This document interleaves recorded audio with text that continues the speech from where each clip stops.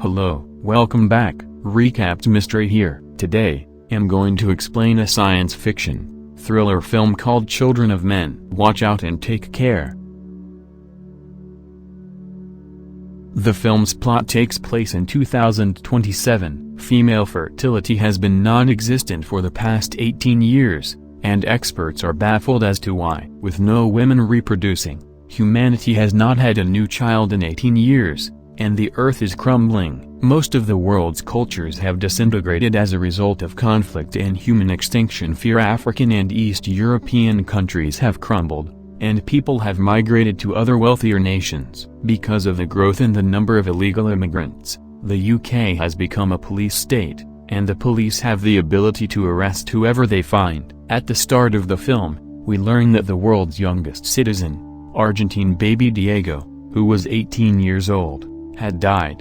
When he declined to sign an autograph for an enraged fan, he was slain. A dejected and horrified audience watches the newscast in a Fleet Street coffee shop. Humanity is on the verge of extinction. A man called Theo walks into the coffee shop, seemingly unconcerned with the news report or the throng. The shop is blown up by a bomb shortly after he departs and stops to add spirits to his coffee. The act is attributed to the Fishes, an underground guerrilla group. Theo is upset by the occurrence and quits work early, claiming that he is shaken by baby Diego's death. Instead, he pays a visit to his pal Jasper. And his catatonic wife, Janice, reside in a well-hidden forest home, which the two travel to. They live in seclusion and cultivate cannabis in the area. The next day, while walking to work, Theo is kidnapped by two men who force him into a vehicle and drive away. The people reveal that they are a group called the Fishers, who are protesting the British government's refusal to offer equal rights to all immigrants. Julian, Theo's ex-wife,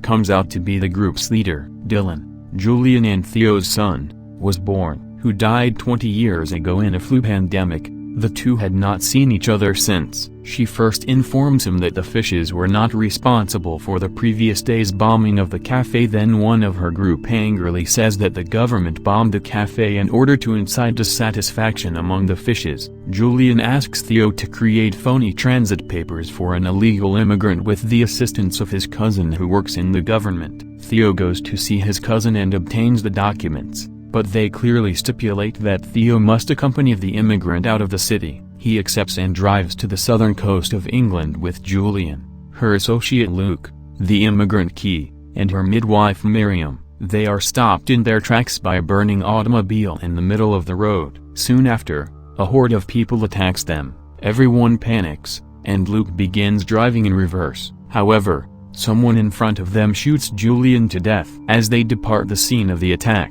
they are stopped by police. Luke kills both cops when they ask for their papers. Julian is given a brief funeral in the woods. Theo takes a break from the service to cry alone for Julian. Luke locates another car and drives them to a safe home on a farm where the Fishes congregate. Theo informs Key that he is leaving and that the Fishes will take care of her. She does, however, begin to remove her clothes. Theo is taken aback when he discovers Key is 8 months pregnant. Everyone in the Fishes is aware of this and believes it is a miracle. The gang then debates their future steps, with Theo insisting on making the pregnancy public.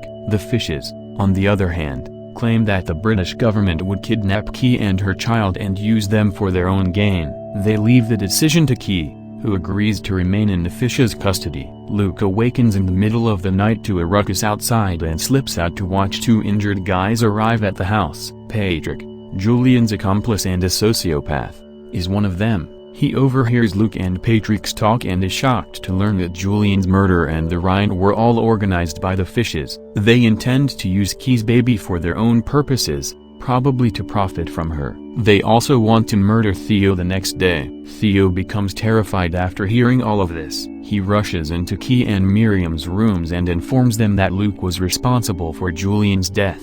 Julian had advised Key before her death to trust Theo before anybody else. Therefore she believes him. He sneaks out of the house with the two women. Theo disables all of their other vehicles, transports the women inside a vehicle, and nearly escapes them. Theo then transports them to Jasper's residence, which is concealed and secluded. When Jasper arrives, He is startled to see Key pregnant and offers to assist them. He arranges for Key to meet the Tomorrow, a ship belonging to the Human Project, a group of scientists headquartered in the Azores off the coast of Portugal dedicated to restoring human fertility. They are the only people that will truly assist Key. The fishes eventually find their way to Jasper's house the next morning. This sounds an alarm and alerts them. Theo hurriedly gathers everyone in the car and drives them to Jasper's friend, Sid, who would assist them in getting to the Tomorrow ship by boat. From a distance, Theo, Key, and Miriam observe the fishes as they approach Jasper.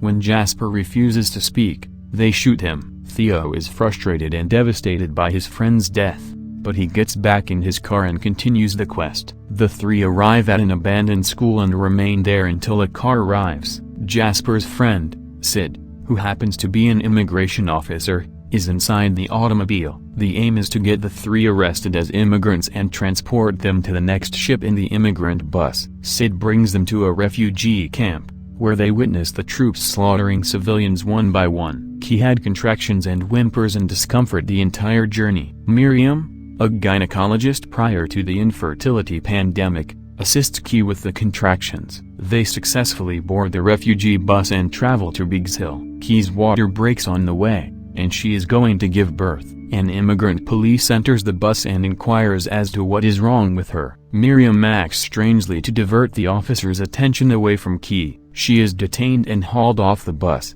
while Key and Theo arrive in Biggs Hill unnoticed. There, the two encounter Marika, who brings them to an old rusted room for the night. Key's contractions worsen as soon as they enter the house, and she begins to give birth. Theo assists her, and she eventually gives birth to a lovely little daughter. The two are overjoyed. The next morning, they are awakened by Sid and Marika beating on the door. They inform them that the fishes have burst into the city and that the National Guard has been dispatched to restore order. Several riots and shootouts are taking place outside. Key tries to keep her infant hidden from them, but they eventually find her. Marika advises Theo and Key not to travel with Sid since he is a horrible person.